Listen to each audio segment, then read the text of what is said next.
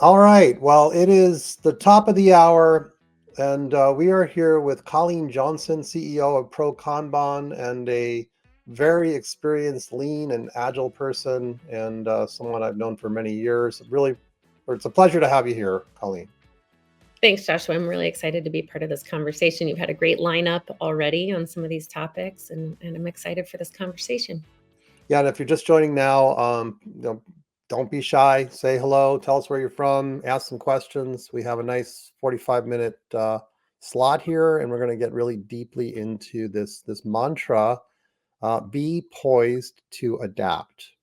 So I just want to start really quickly by just reading a quick passage from this book, Joy of Agility, which I slaved over for many years.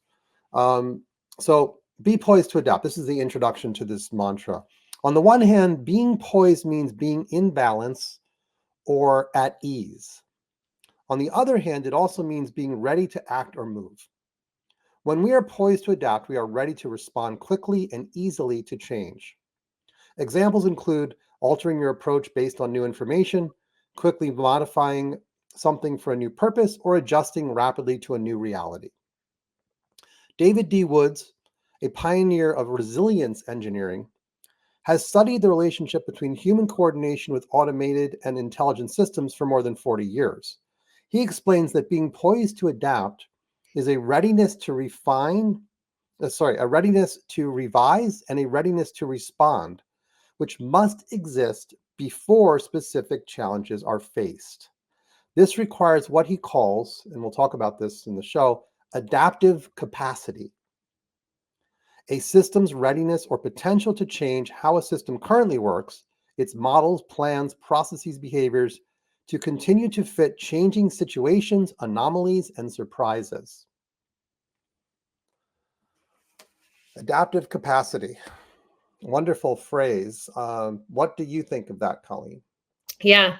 Well, I mean, I think if we take a step back, even from the ability to change direction, right, or being poised to adapt quickly and be ready, that capacity, the adaptive capacity is so important because if we're trying to think about how we respond to something, there has to be room in the system and in what we're doing to have that capacity to think about what to do next. And I think that's probably the first thing that's lacking for most organizations, right? So from a pro Kanban perspective or a Kanban in general perspective, we tend to use traffic as an example all the time of where flow is lacking or the ability to have that the capacity in your system is lacking.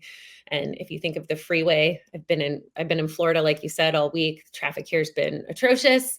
If there's no room on the highway for you to merge on, there's no capacity available, and we're jamming more cars into a system where there's already no movement for the cars already in the system. And so that capacity piece becomes really important, first of all, in thinking about how we absorb change. And you see this in so many things in everyday life. But when we think about this from a work perspective, we see a lot of organizations still doing capacity planning at an individual level, doing capacity planning at a team level, and trying to say, okay, well, this engineer still has 8 hours of available work we have to fill, or this team still has 20 available story points we have to fill for this sprint. And all of those things we're doing are taking away that adaptive capacity, right? The more we pack everything in to 100%, we've eliminated our ability to adapt. And so I think that's probably one of the first places where we get all of this wrong from the very beginning. And I think we can probably dissect a million reasons this happens. I think we can point a lot of them back to maybe the cost associated with some of these things. So I think there's a strong desire for a lot of organizations to say, we're spending all this money on engineering, or we're spending all this money on people. How do we make sure that we're getting 100% use out of the cost of our human capital? And as soon as we start doing that and we try to utilize everybody at 100% to offset that cost, we've kind of shifted our focus to the wrong outcome, right? And then we have no ability to adapt. Right. Yeah. So the being busy, I think Tim Ottinger calls it the busyness, always focusing on busyness and making sure everybody's busy, actually runs counter to being able to be poised to adapt, is what you're saying. Sounds like, yeah. And so talk to me a little bit about why do organizations get into this problem so often? Like what causes that? Yeah, I mean, I think, when we think about a lot of what we see for organizations, even though we've been at this agile thing for 20 years now, right? We've been working in agile ways. There's a lot of other parts of the business that haven't changed at all. So how we fund projects still tends to be, I think, very antiquated. How we plan and communicate with the rest of the business outside of agile teams tends to be very antiquated. And all of these things kind of add up to maybe working in an agile fashion in one part of the business, but over planning, over committing, and overutilizing or maximizing the amount of work in our system. And so I think those things tend to be really at odds. And until we can start to say, how do we start to plan more just in time? How are we picking what the most important thing is just in time? And that is going to require us to probably budget from an organizational perspective in a super different way than we have before, right? You're gonna have to look at run rates per part of the business, or per, whether you're using value streams or programs, whatever you want to call it, right? We're gonna have to budget how we deliver, and how we understand our capex and opex in a different way than we have in the past. And Right. so I think there's just a lot of old patterns that didn't change, even though maybe we were delivering in a more agile fashion, Hmm. that drive a lot of that over planning that gets us stuck. Yeah, yeah. And I guess sometimes I feel like CEOs or management teams they get too ambitious. They think that to be professional, we got to be going 100 miles an hour. And in fact, that creates this basically the parking lot metaphor, right? I mean, we're not making real progress on any one initiative because we're trying to do too many. And so, like, well, I know at least highways out here in California, a lot of times they have a stoplight as you're entering the highway. I don't know much about traffic, but maybe that's there to help us sort of control the flow. Is that what you think of as those stoplights? Yeah.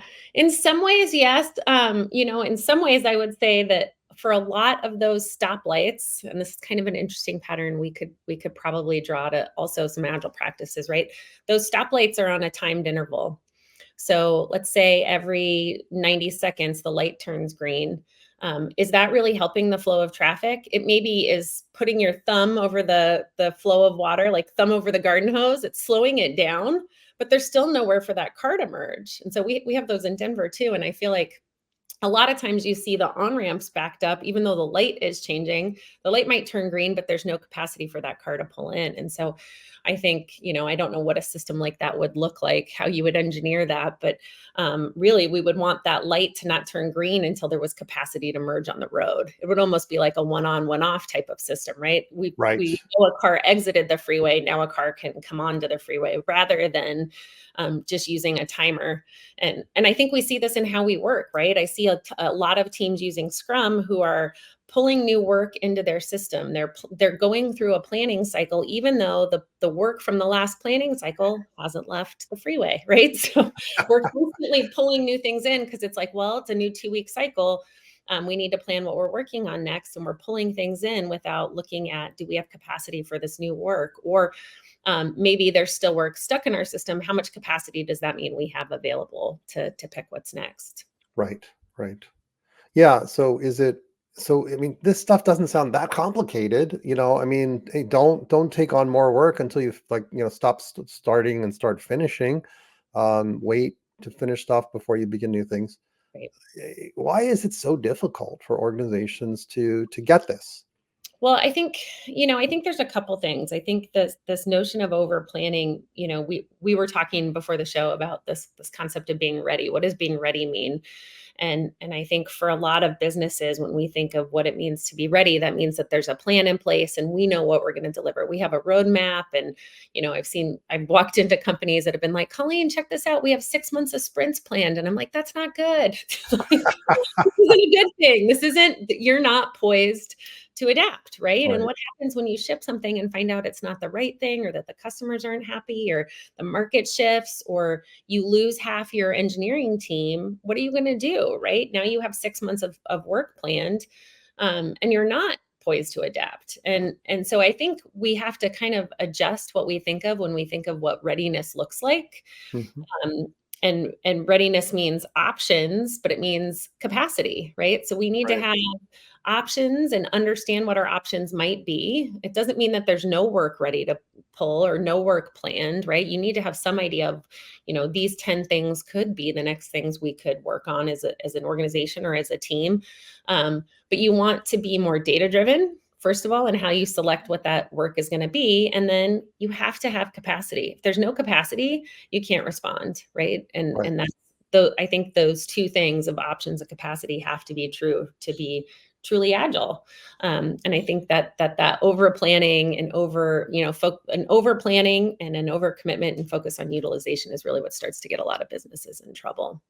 Yeah, that's why I think this keyword poised is so important. And it's not like I created the word in terms of adding it to adaptive or to being adaptive. I noticed that the resilience engineering community uses this phrase poised to adapt. So yeah, look at the meaning of poised, and it really means being in balance and being ready. How did you get that way? You had to have done something to be ready and poised, right? To be in this state. And it mentions balance. A lot of times there's no balance of activities. It's all over balanced towards delivery, delivery, delivery, and you're not maybe doing the work to make it easy to deliver, easier to deliver. You're not dealing with technical debt, something at Industrial Logic we deal a lot with, right? Um, that seems like a critical part of it, the poised part. It does, and I think, the part that becomes really important about being poised to adapt is, I guess maybe unfortunately, I feel like the organizations I've seen get better at this got better the hard way, which is probably very common, but it's like we got stuck delivering something and something changed where we wanted to be poised to adapt and we weren't. And so when you think about that trade-off, right, it's like, would you rather have 6 months of roadmap planned and pointed and trying to understand exactly what you're going to be delivering 6 months from now? Or would you rather be in that position where when something changes, you're ready to go? Your teams can pivot quickly to something new. And you talked about a couple different things, right? I tend to think about what we're delivering, like that's the pivot of we might want to switch gears and switch directions based on feedback we're getting from our customers, but it can be to a new technology, right? I was on a team that was building an entire application in Flash and had to change all, they were not poised to adapt, let's say that, but they had to go back and rewrite all of this work after the Flash support changed. And we see this all the time, right? Things get decommissioned and you have to be able to adapt to how you're delivering or what languages you're using and tools you're using to deliver. And so I think being poised to adapt can mean a lot of different things, but that readiness is the biggest part of it. And I don't, I think when we talked about sports analogies here a little bit too at the beginning of the show, but you mentioned that readiness is almost always a state of ready, right? It's not once in a while. It's not right before sprint planning or right before PI planning that we need to be ready to plan this longer stretch. It's a constant state of readiness when I think about being poised and what that looks like.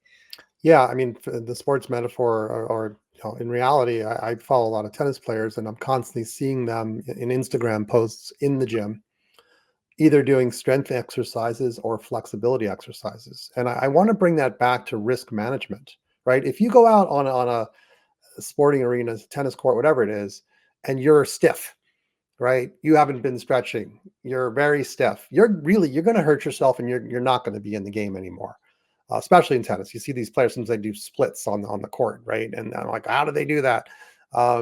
They have spent time. And I want to couple that to risk management, right? Because if you don't manage the risk, right, you are going to hurt yourself. And these players are deliberately, they are working on that risk management by doing that strengthening and that flexibility work off the court. They're managing risks on the court that are inevitable, right? We don't do enough of that in our, especially in the software field. Well, yeah, and I think that there's a psychology piece to this too, right? When you think about that psychology of small wins and getting things to done, and how much that hurts everybody, right? To be in this constant state of stress and fight or flight, trying to keep pace with new work coming in all the time, and knowing that there's no capacity for it, or that maybe you're working on things and not feeling like it's the right direction. And so when I think there's a huge cost to what we're doing to our teams by overburdening them and pushing more work into a system that doesn't have that capacity. And then also, you know, what it feels like to know that you're probably working on the wrong thing, or you're working on something and you should be working on this new thing over there, or with this new technology over there, and you can't switch because of, whatever organizational blocker is in the way for you. And all of those things, I think, like you said, come back to our ability to manage that risk. And how are we what things do we have in place so that we can say, here's a trade-off cost, right, of working on this versus working on this. We're willing to eat this cost to switch to something that we believe is higher value or higher priority. And I don't know that we tend to make decisions that way in organizations. I wish we did. I wish we could have that conversation more, but I think a lot of times we see that the money spent, the cost, it's like, we've already been working on this for 6 months. We have to get it over the finish line. Locks us into bad decision making and incurring more risk because we feel like we can't abandon that work. Yeah.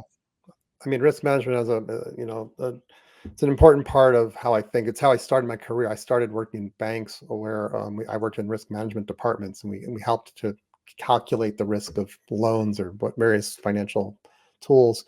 And there's no like risk planning meeting in any defined framework, agile framework that I know of, right? That's specifically using risk management as a term. It's like we have stand-up meetings and we have sprint planning and all these different things, but no one's talking necessarily about risk. We just had a client um, deal with a catastrophe where a partner of theirs that does a bunch of work, they relied on their API heavily. There was rumors they were going to go out of business. They started to do a little bit of work to sort of remove, make it easier to get off that system, but they didn't finish it. And sure enough, the company went out of business, and then all, the shit hit the fan, if you will. And they had to like suddenly get many, many people working on this thing in an emergency situation. They were not managing that risk very carefully. They were not poised to adapt, Yeah. and it was not handled well because there's not enough focus on being ready, on being poised. It's Right. exactly what you're saying. Um, Yeah, yeah, I think we do try to teach some concepts around risk management in our forecasting classes, and we do that really trying to understand delivery, the delivery side of things, and what's the risk, like what's the probability of missing this forecast, right? And so we do that from using Monte Carlo simulations and the ability to say, if 85% of the time we deliver a feature in 30 days or less, then there's a 15% chance, or a 15% risk or likelihood that we won't hit that in 30 days. Are we comfortable with that risk? And I think shifting the way that we talk about things like forecasts and capacity to be more about risk management changes the conversation greatly for leaders. If I'm going in to talk to a leadership team about how likely we are to hit a certain date, or how likely we are to deliver something, and the conversation stays focused on the date piece, then that's all we're going to talk about. But if I can go in and say, we started this feature with a 85% likelihood that we were going to deliver on July 10th, and today the likelihood is, it's 60%. What do we want to do about it? We can now have a conversation about how do we mitigate risk, right? If I just change the date on them, I just took that off the table. And so I really like, what you said about how do we bring risk into the conversation more, because I think thinking about our ability to adapt and our ability to make better decisions with data all comes back to focusing the conversation around what is our current risk, whether that's ability to change, ability to deliver, um, or ability to hit a certain milestone financially, right? All of those things have risk associated with them. And if we can keep the conversation there, I think we can have a more productive conversation with leadership. yeah, yeah. I mean, I also think the part of the problem is that there's the divide between the business and then the people building the thing. Yeah. And that divide exists. It keeps existing for years on end. We never really just have a whole team where there's equal voices, right? An architect could say, listen, if we don't change this software design, no matter how many features we make, we're going to be in real problem. It's going to be a huge issue. That's not, those kind of conversations aren't happening. We're looking at capacity from the point of view of features, and not necessarily what we already built and what may need to be changed so that it is poised to adapt. That, you Yeah. know, inequality, or so it's a fraught relationship, I think, between product and development.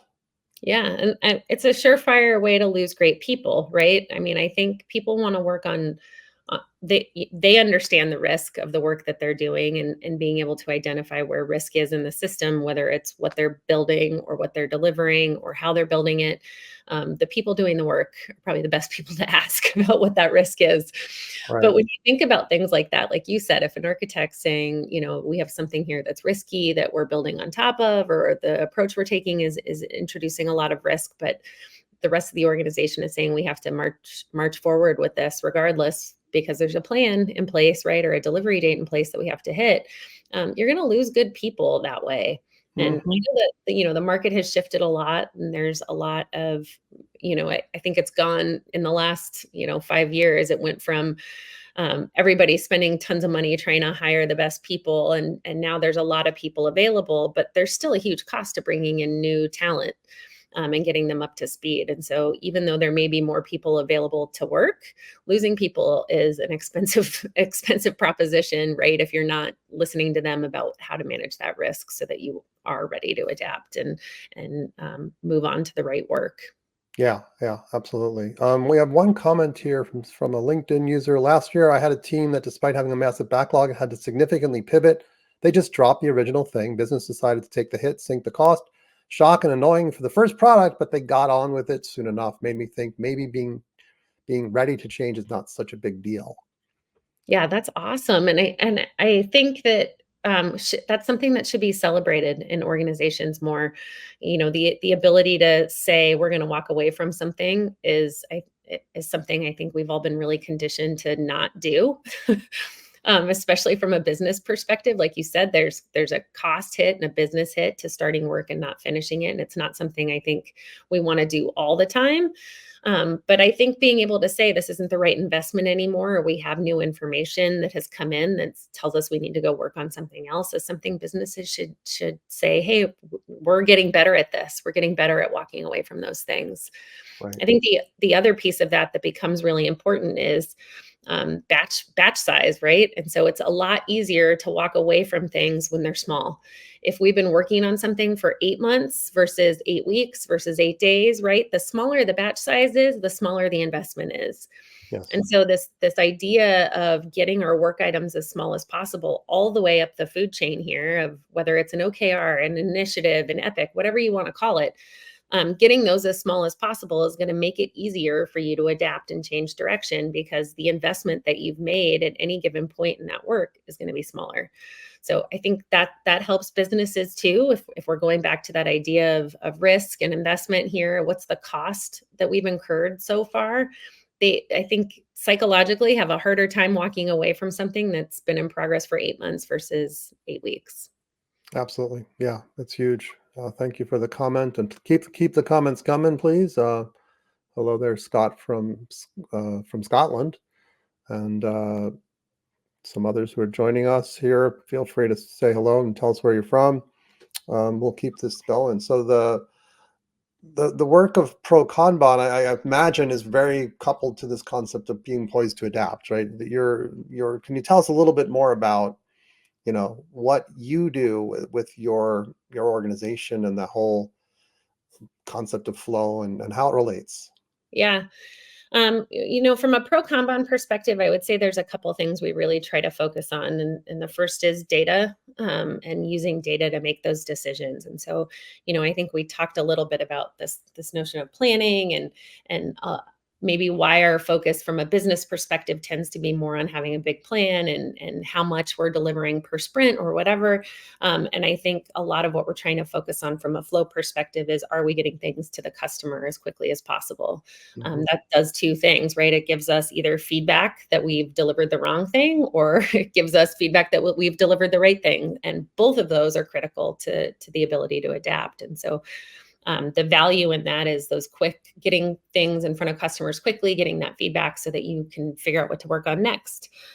We can't do that if there's no capacity in our system. And so that's the second part I would say that we really want to focus on is moving work quickly, getting things to customers quickly so you can get feedback faster, and then being able to use that feedback to pick what to work on next. And this is important at all levels of the business, but I think, for a long time, and this isn't new news, but a lot of our agile practices have always been very focused on the team level or team of teams level. And as we start to look across the entire organization, I think some of the bang for your buck with this thinking around having capacity in your system in small batches really starts to pay off the higher up we go, because you can have a team that's a well-oiled machine and is working with all of these principles in place. But if we have 50 epics that we're working on across the business, you're still going to have a problem, right? You're still not getting feedback from customers, and you've overplanned, and you don't have capacity to change or adapt. So Yeah.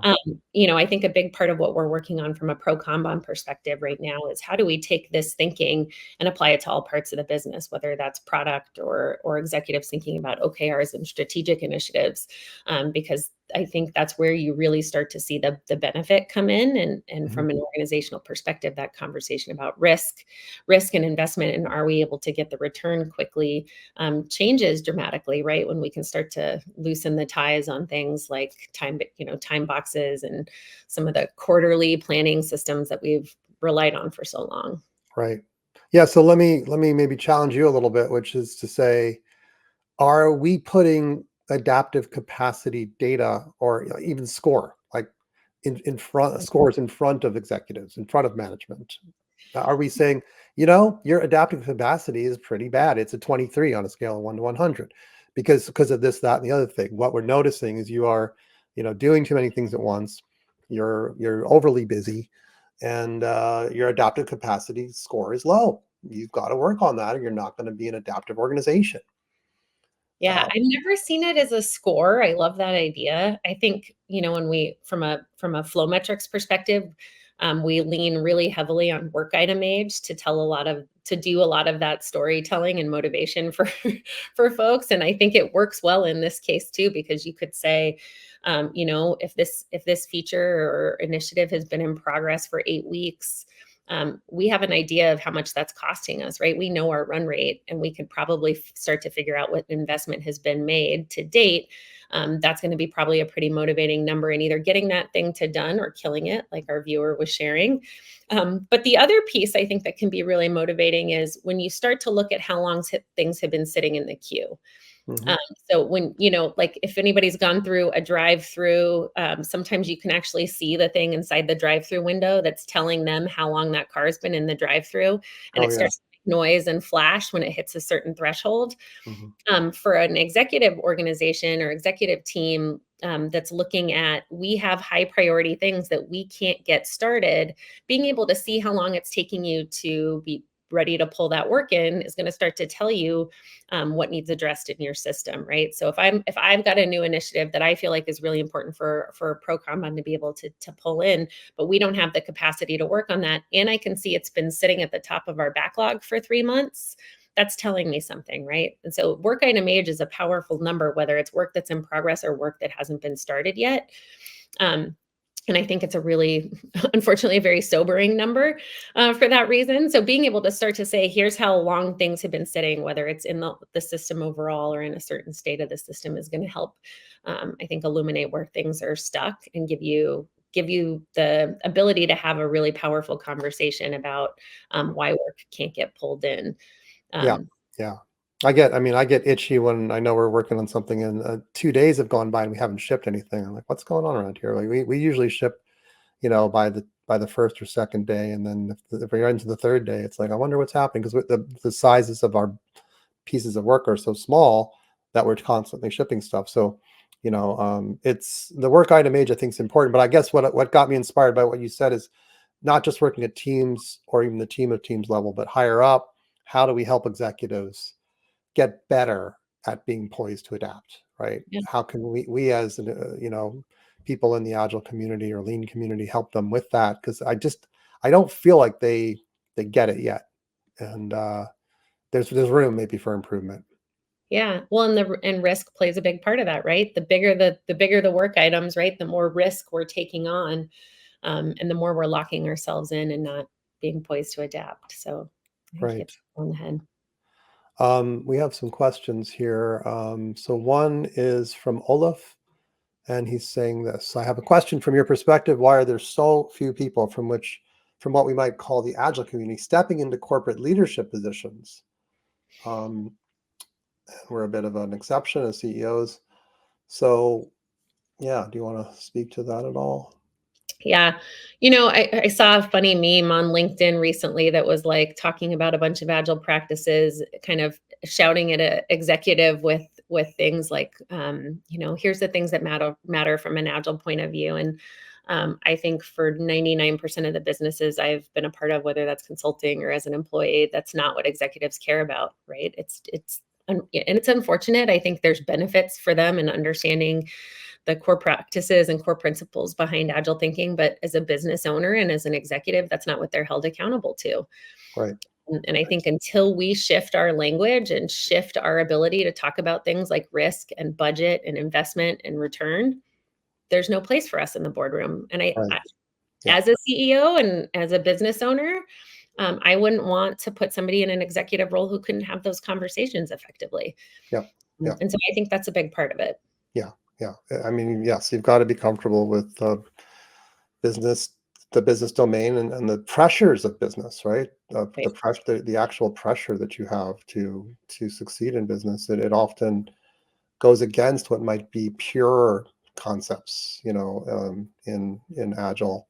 But I do think a big problem too is that many executives think of agile as a technology thing. We're Yeah. going to bring in agile to our technology group. They don't think of agility. They don't think of organizational agility, the adaptive capacity across the organization. They're not thinking on higher levels. They're just locked into this agile means IT improvements, Right. which is very, very sad, a sad state. And this is why I say that we're still in the early days of the agile movement, because we have a long, long way to go to change how people think about agility.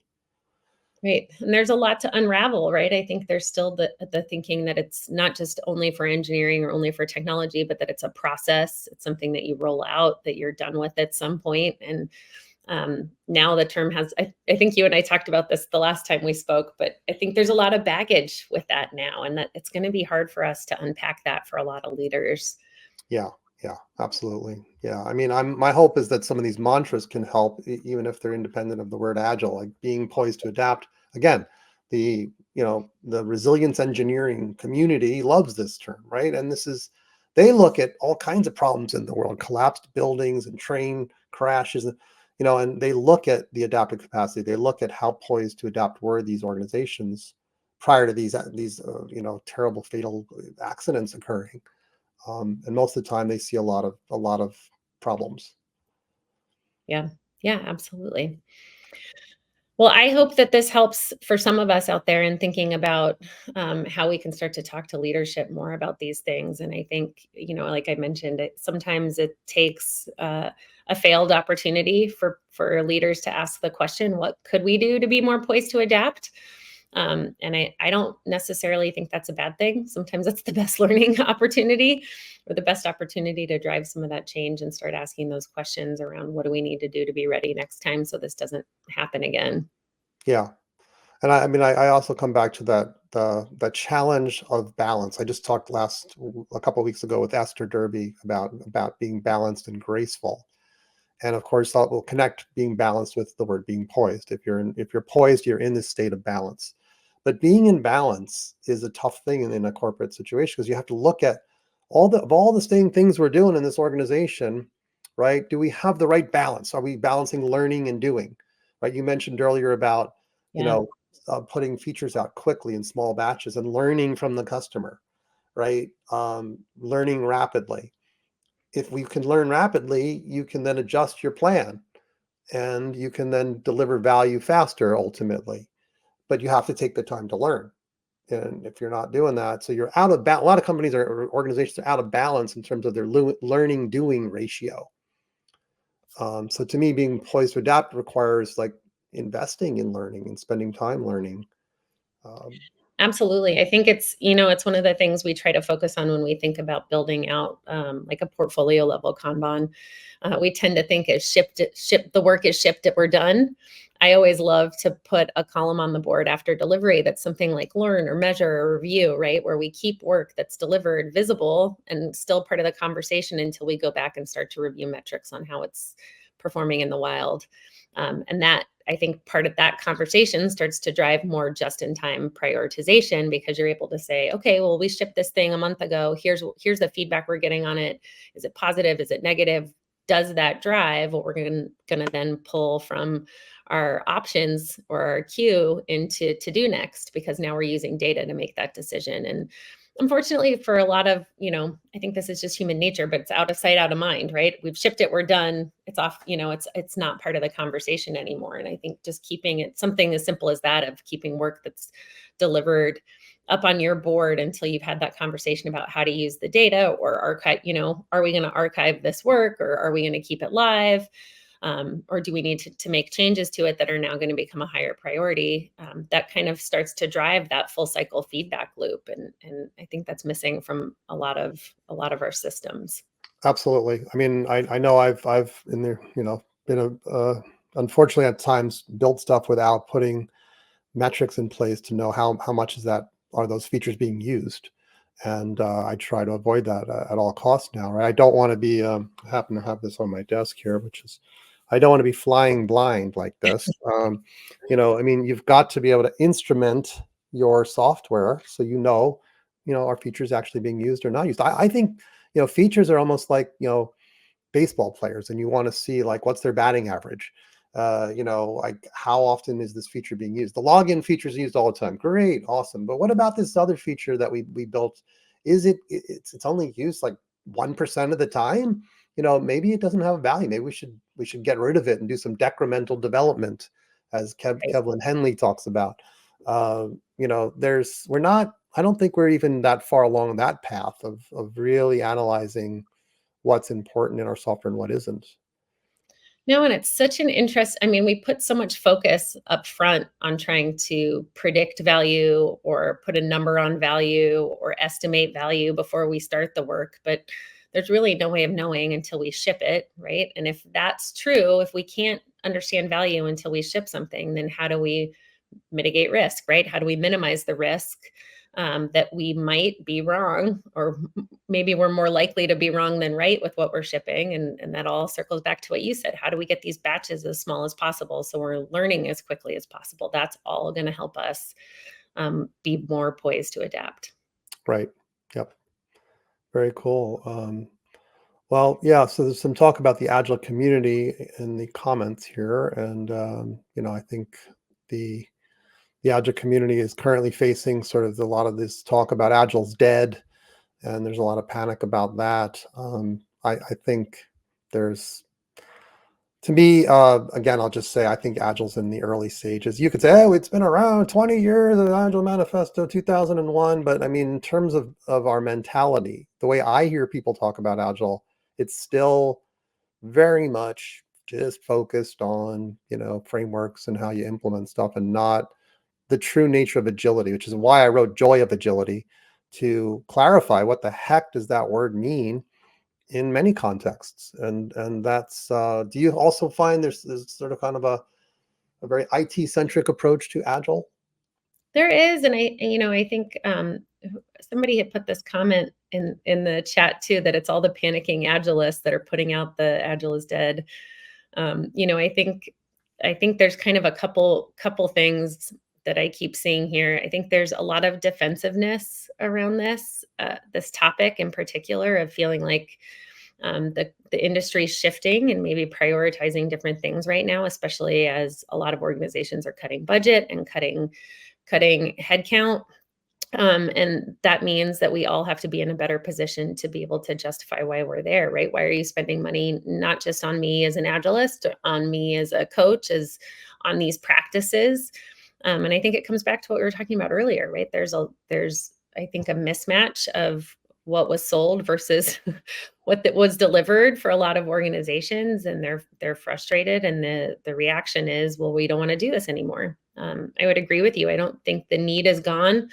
And I don't think the industry's dead, but I think we have to be able to shift how we have these conversations. So we can't keep walking into the boardroom and asking everybody to play planning poker or pick products with to do these activities, right? Where they're like, what am I doing? Right? We have to be Yeah, able to talk on terms that matter to them. And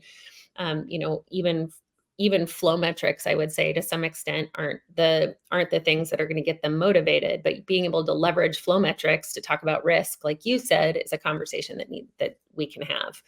right. So I think some of this is a little bit, our fault if we're feeling a little bit of that heat, and I think some of the spin that you're probably watching in different forums and different conversations is panicking, and it is defensiveness because people are worried about, where they fit into this next. And I think the most important thing we can all do is make sure that our focus is still on customers first. And that means, all the mantras point to that. Every single one of them points back to how do we do the best job with the resources we have available to give our customers what they want. Right. And I think so. To me, what I see sometimes with even what we do in industrial logic is we'll put something in place. As soon as we leave, someone comes along and dismantles it. Yeah. I don't know if you've seen that. Now, the only reason I think they can possibly dismantle it is because they don't know the value of it. And I think that I'll put the blame on us, right? As people in the lean agile community, we are not uh, explaining the value in dollars and cents, right? Or we're not explaining our value and the value of what we do sufficiently to executives, to people that make decisions.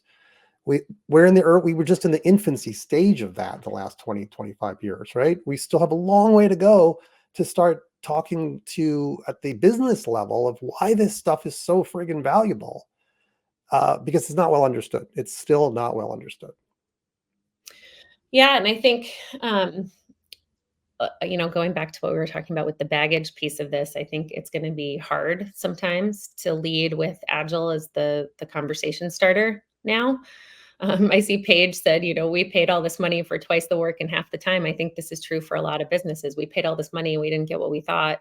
We don't want to talk about this anymore. So we have to be able to have a conversation about outcomes and about customers in a different way, even though we probably all know the right ways to get there, and leverage these different ideas to deliver on that promise.